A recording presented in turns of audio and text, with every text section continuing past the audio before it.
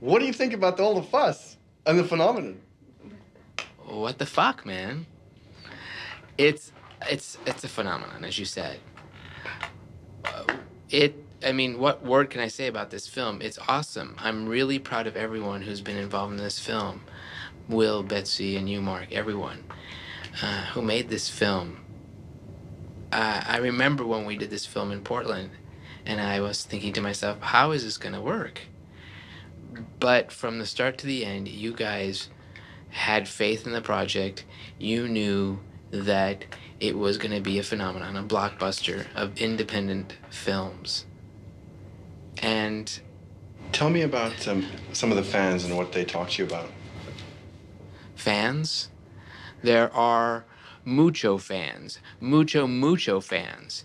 Any time of day, anywhere I go, anyone I walk up to, day or night. People come up to me and say, "What the bleep?" And I say, "Yes." And they say, "Oh my God, I saw the film 2 times." "What the bleep?" I said, "Yes." "Oh my God, I saw the film 10 times." Every time I see the film, we go to get coffee afterwards and we talk for hours and hours and discuss the film. Everyone says that, from the busboy to the flight attendant on the plane. It's amazing. I'm just amazed. So what do you think it is that's touched people from your perspective? It's touched a lot of people because it's almost like an eye-opener. It's an eye-opener for people. It's a very brave and straightforward message. And it's there, and that's unusual. A lot of people don't want to look at themselves, or at least they haven't been willing to look at themselves. People were living in complete denial.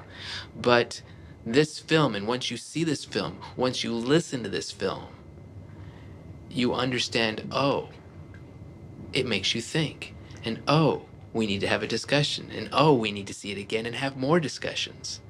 And you slowly open up to the messages in the film. It's almost like creating a new you.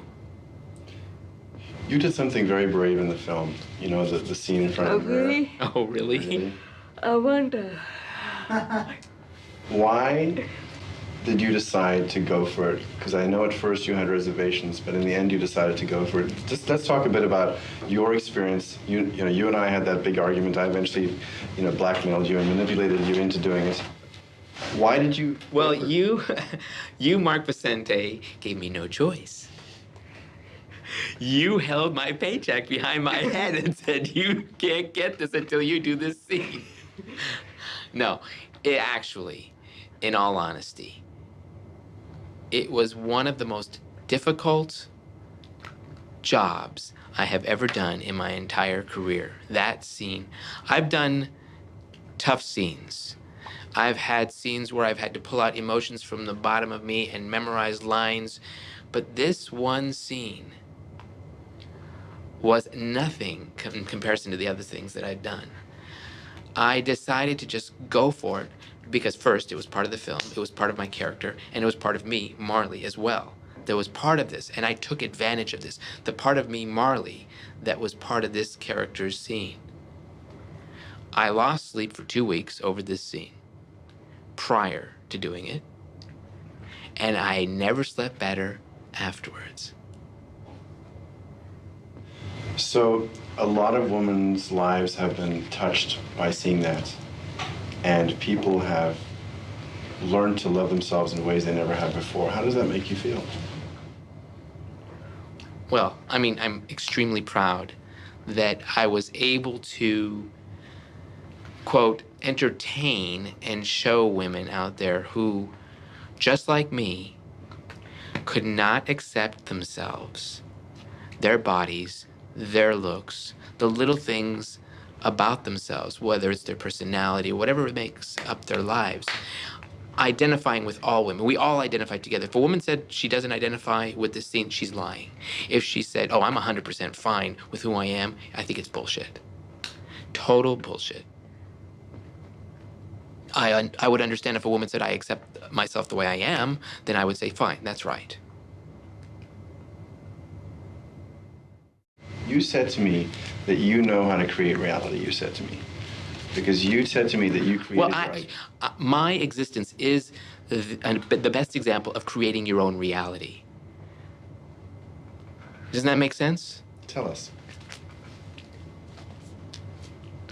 Well, growing up deaf, people have a different conception of how or who you should be. You're deaf, we should feel sorry for you. You need extra attention. You need extra schooling. You need extra care. You need to be looked after.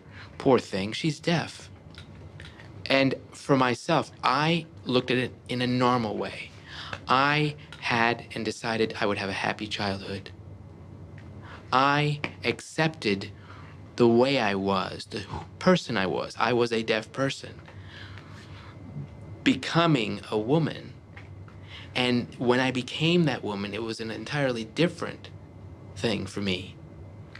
I still, every day, try to accept and understand the different things that are within me, and I have a great deal more to accept, to incorporate. How did you, with the odds against you, I mean, you were, this deaf actress, with the odds against you, how did you win an Oscar?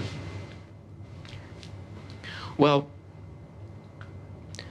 when I auditioned for Children of Lesser God, I was 19 years old. And at the time that I was auditioning for the film, they had already been looking for people for 2 years to play this part. They were using people who had already established themselves in the deaf community, big names in the deaf community. And then I came into the picture, and all hell broke loose. People said, "Who the hell is Marlee Matlin? She's just a girl from Chicago, Illinois. She just got out of high school." And it just so happened that they liked my work, the way I looked, whatever it was. And everyone held their breath until they saw the film. They were watching me like hawks. And I was completely oblivious to what was going on out there. I was oblivious to fans. I was oblivious to the deaf community outside of Chicago. I was oblivious to Hollywood. I was more worried about getting my lines right. I was more worried about my boyfriend at the time.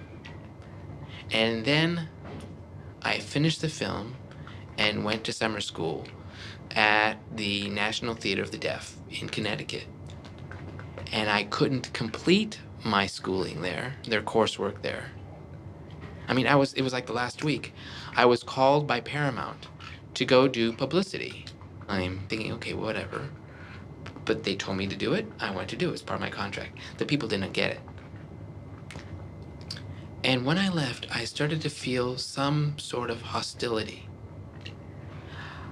And when I got the nomination for the Academy Award, people were complimentary because there was this part of the deaf community that was proud that a deaf person was being recognized for their work, that I had won a nomination. Great. But what happened was not only did I have to deal with the odds that are against me from the hearing community, I got it from the deaf community, because when I announced the names of the winners the following year after I won the Oscar, I decided that I would say the names because I do speak, and nobody knew that. All my life, not yesterday, not 3 years ago. I wanted to talk. I wanted to say all the names, and I did. And the right person came up and got his Oscar, Michael Douglas. And the day after I did that, all hell broke loose once again, because there was a segment of the community that thought I was trying to indicate to parents of children who were deaf that my speaking was an example to them that they should speak and not sign. This is not something that I had thought of at all. This was, again, labels put on me by other people. And I found out, you know what, I can't please other people. I can't please the fans. I can only please myself. I've learned to let go. I've learned to love what I do. I've learned to take care of myself. I've learned to take care of my family. And take care of myself, I guess I said. That's the most important thing I can do. I know what your most frightening scene in this film was. And there are scenes in this film that you have an absolute sense or a look of calm about you. There were moments in the theater when you left the theater, when the character Amanda leaves the theater, when she's sitting on that bench and she wakes up in the morning and you have this incredible sense of calm about you. What were you thinking about? How did you get there?